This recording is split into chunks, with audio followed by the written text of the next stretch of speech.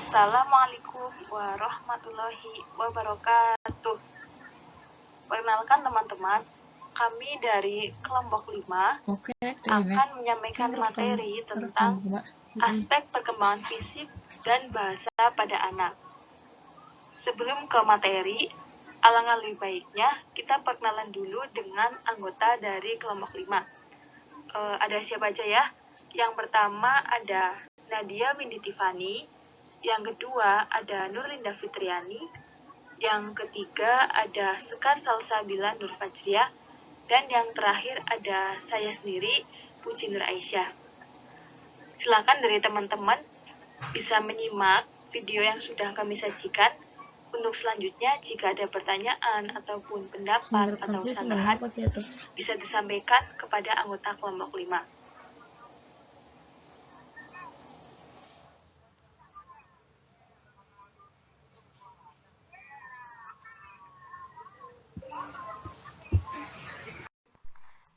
Baik, yang pertama yaitu pengertian perkembangan fisik.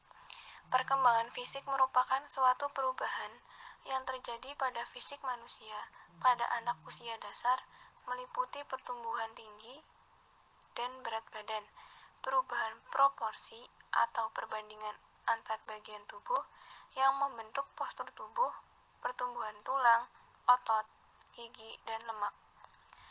Perkembangan fisik ini mencakup aspek-aspek sebagai berikut. Yang pertama yaitu perkembangan anatomis, dan yang kedua perkembangan fisiologis. Kemudian ada faktor-faktor yang mempengaruhi perkembangan fisik pada anak, yaitu mencakup faktor internal dan faktor eksternal.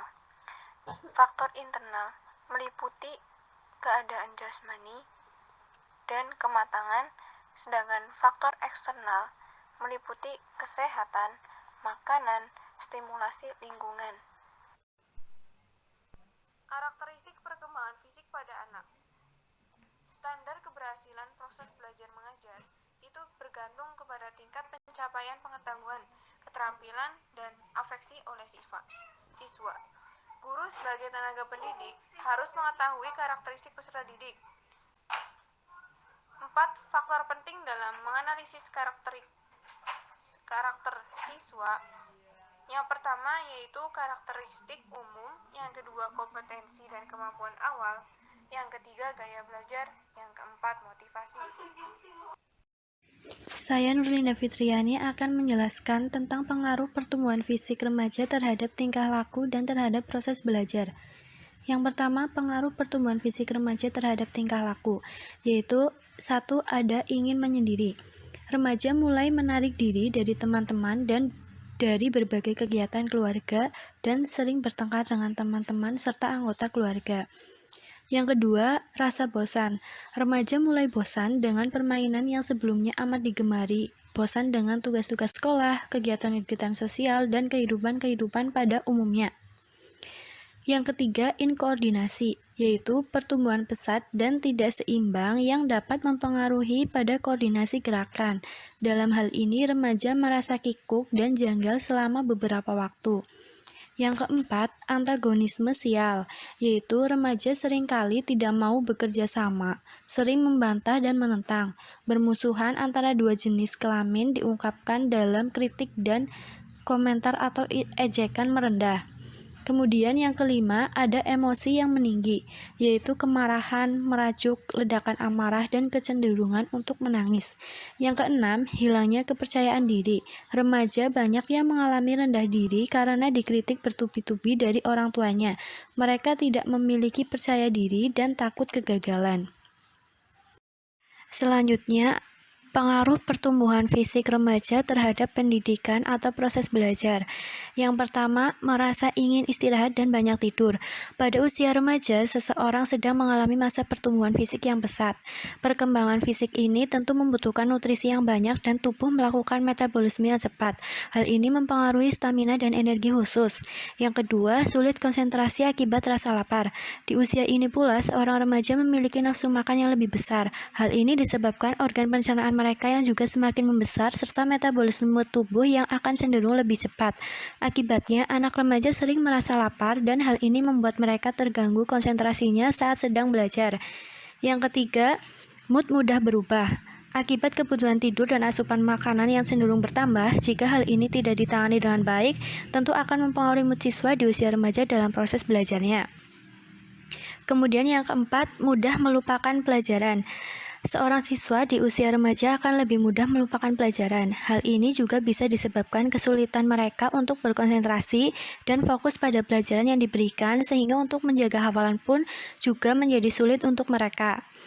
Yang kelima, mencoba hal baru. Dengan semakin berkembangnya kemampuan fisik seorang remaja, maka mereka pun selalu ingin mencoba dan mempelajari hal-hal baru. Yang keenam, lebih ceroboh dan tidak teliti. Biasanya pada usia remaja, seseorang akan lebih ceroboh dan tidak teliti. Hal ini terutama bisa terlihat saat mereka belajar. Mereka akan sering melupakan sesuatu serta melakukan kesalahan. Yang ketujuh, membutuhkan ruangan belajar yang sejuk dan nyaman. Saat usia 12 tahun ke atas, fisik seorang anak akan mengalami perkembangan dan pertumbuhan, salah satunya terbentuknya kelenjar keringat. Oleh karena itu, di usia remaja sebaiknya lingkungan belajar didesain senyaman mungkin serta dijaga kebersihannya agar proses belajar bisa berlangsung dengan nyaman. Saya, Puji Nur Aisyah, akan menyampaikan tentang pengertian perkembangan bahasa. Berbicara tentang bahasa, teman-teman udah tahu belum nih bahasa itu apa? Bahasa merupakan kemampuan seseorang untuk berkomunikasi dengan orang lain, baik itu secara lisan, tulisan, ataupun dengan isyarat. Jadi, dapat kita simpulkan ya, perkembangan bahasa itu apa? Ya, benar sekali. Perkembangan bahasa merupakan berkembangnya kemampuan seseorang untuk dapat berkomunikasi dengan sesamanya, baik itu secara lisan, tulisan, ataupun isyarat.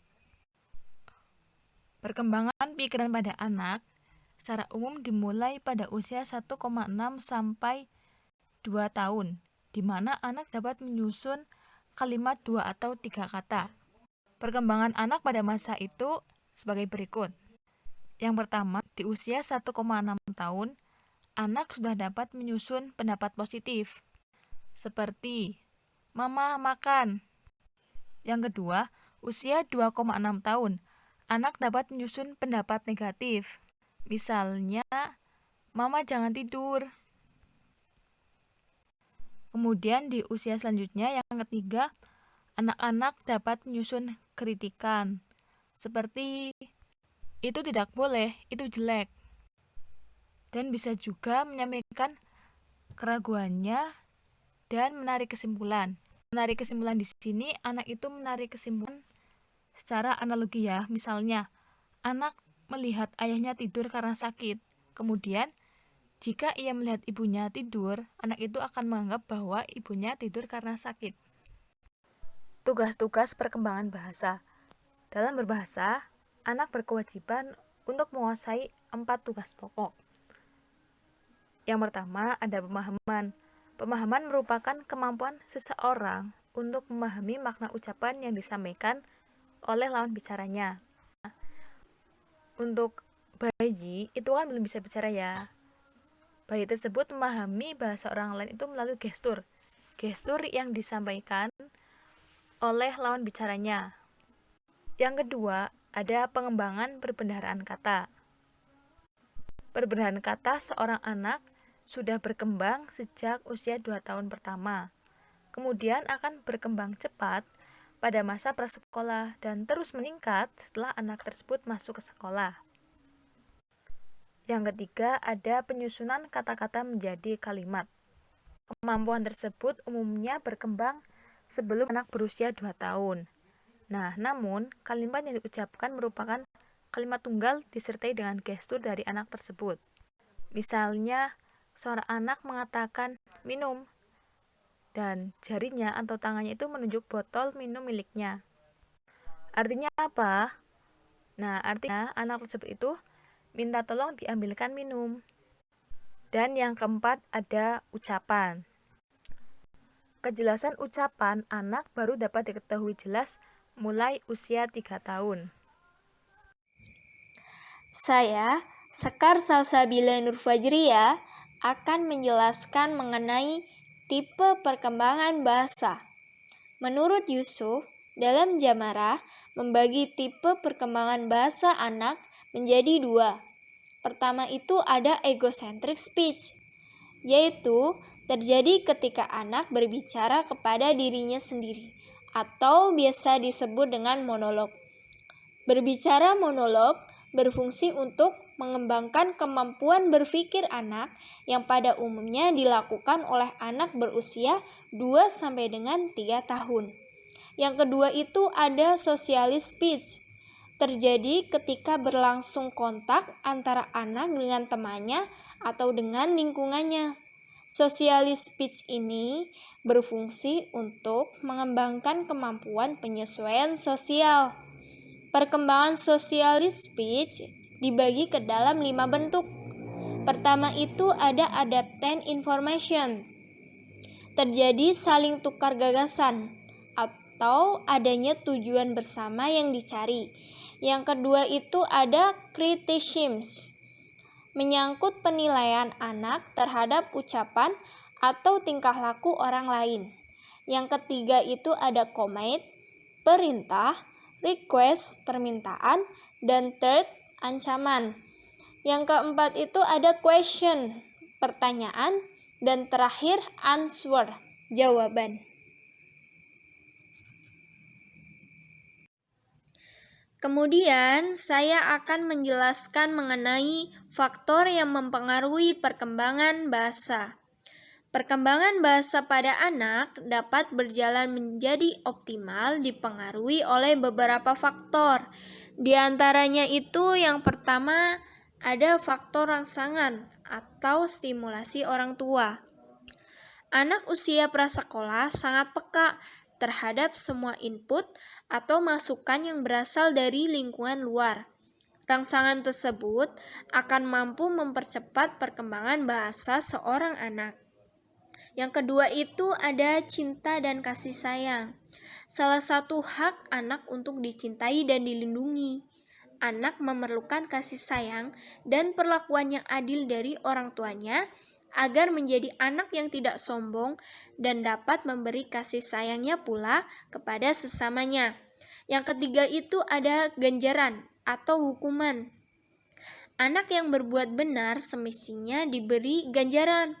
Misalnya dengan pujian, belayan, tepuk tangan, dan sebagainya. Ganjaran tersebut akan menimbulkan motivasi untuk mengulangi tingkah lakunya. Yang keempat itu ada lingkungan. Lingkungan merupakan faktor yang sangat menentukan tercapainya atau tidaknya proses bawaan. Lingkungan yang baik akan memungkinkan tercapainya potensi bawaan, sedangkan lingkungan yang kurang baik akan menghambatnya. Yang kelima itu ada motivasi belajar anak. Motivasi belajar dapat ditimbulkan sejak dini dengan memberikan lingkungan yang kondusif untuk belajar. Misalnya itu adanya sekolah yang tidak terlalu jauh, buku-buku, suasana yang tenang, serta sarana lainnya yang dapat mendukung tumbuh kembang anak. Yang keenam itu ada stabilitas rumah tangga. Stabilitas dan keharmonisan rumah tangga mempengaruhi kembang anak. Jika dalam rumah tangga orang tua tidak kompak dalam mendidik anak, maka anak akan mengikuti salah satu dari orang tuanya. Yang ketujuh itu ada pendapatan orang tua. Pendapatan keluarga yang memadai akan menunjang tumbuh kembang anak, karena orang tua dapat menyediakan semua kebutuhan anak, baik yang primer maupun sekunder. Yang ke-8 itu ada tingkah gizi. Makanan berperan penting dalam tumbuh kembang anak, di mana kebutuhan anak berbeda dengan kebutuhan orang dewasa. Yang terakhir itu ada tingkat pengetahuan orang tua. Pengetahuan orang tua memegang peranan penting di dalam memberikan stimulasi kepada anak Hal ini dikarenakan pada usia anak-anak sangat dibutuhkan perhatian yang cukup untuk membantu perkembangan yang optimal.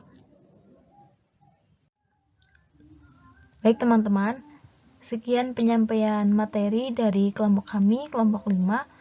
Terima kasih telah menyimak videonya sampai akhir. Semoga dapat bermanfaat bagi kita semua. Seperti yang tadi saya sampaikan di awal, barangkali dari teman-teman ada yang mau bertanya, berpendapat, ataupun menanggapi dari materi yang sudah kami jelaskan, bisa disampaikan kepada anggota kelompok kami. Dan untuk selanjutnya bisa kita lanjutkan untuk diskusi. Terima kasih. Wassalamualaikum warahmatullahi wabarakatuh.